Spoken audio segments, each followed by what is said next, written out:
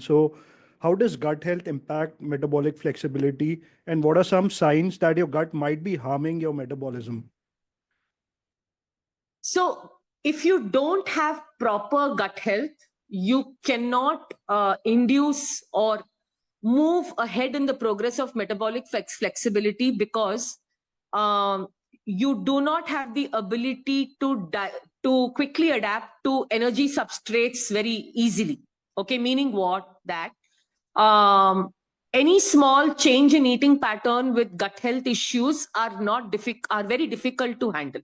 Okay, so IBS or being on any spectrum of gut health problems will forget metabolic flexibility. It will make your health suffer because from as something as simple as having certain kind of cravings to the other end of the spectrum where we see malnutrition and therefore very quick weight loss. Okay, all this will happen when your gut health is not good. Okay, how it impacts metabolism is in a plethora of ways, starting with it reduces your quality of life in a very bad manner.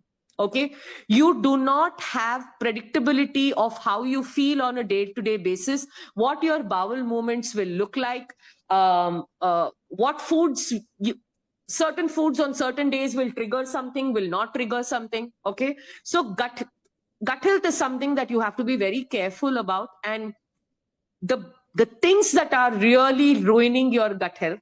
And I'm coming fresh from dealing with almost 300 consultations since November. Literally every second is a gut health.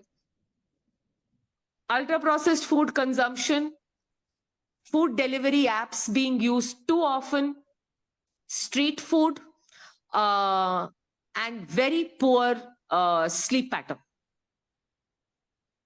Okay, Right. it all starts with this. Then one of these things go into becoming a food poisoning issue or an H. pylori infection, or somebody will realize that their love for biryani. And it's funny, after I did that Dr. Pal's podcast, and he has a predominantly South audience. Okay, Yeah.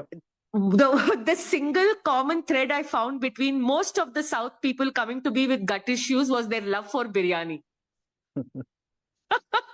And I correlated that with, I think Zomato or somebody had a stat, right? That the most ordered food in this country was, when they did a wrap up, was biryani. And I was like, oh, this is our love for biryani. So it is funny. That was just a funny anecdote. But yeah. So these are the most common reasons. And unhygienic street food. This is for the younger people, college students, kids who are in hostels and mess, the street food hygiene is miserable. So these are the things. So, and when you are on any spectrum of gut health, you are so preoccupied with that everything else becomes problematic. Yeah. Anything like people consume at home, which may be disrupting gut health, which people generally think is healthy, but maybe still messing up their gut.